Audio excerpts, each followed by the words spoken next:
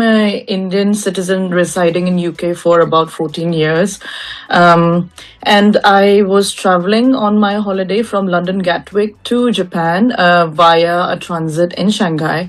And basically, went past the e-gates happily queuing up for the security gates to transfer onto my next flight onto Osaka in Japan. And one of the officials from the Chinese immigration came over and singled me out of the queue. Basically said, "Look, India, took my name and something and took me out." So I asked her what is happening, and she basically didn't say much and just basically asked me to follow her. Took me close to the e-gates where there is the immigration.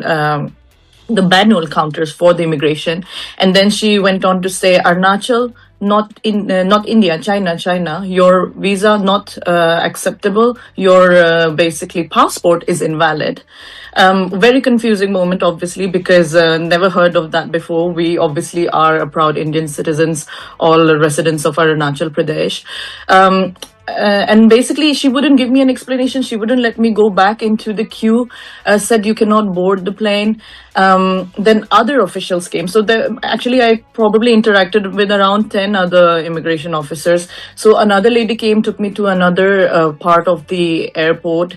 And in fact, when I tried to question them and ask them what was the issue, they said Arunachal is not part of India, very clearly.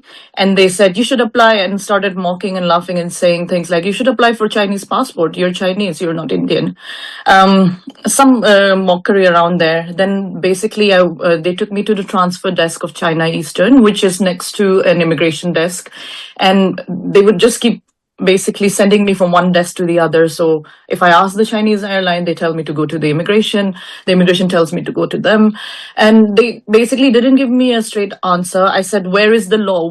What rights have you got to hold me back here?" So ultimately it took about 18 hours for me to get out of Shanghai.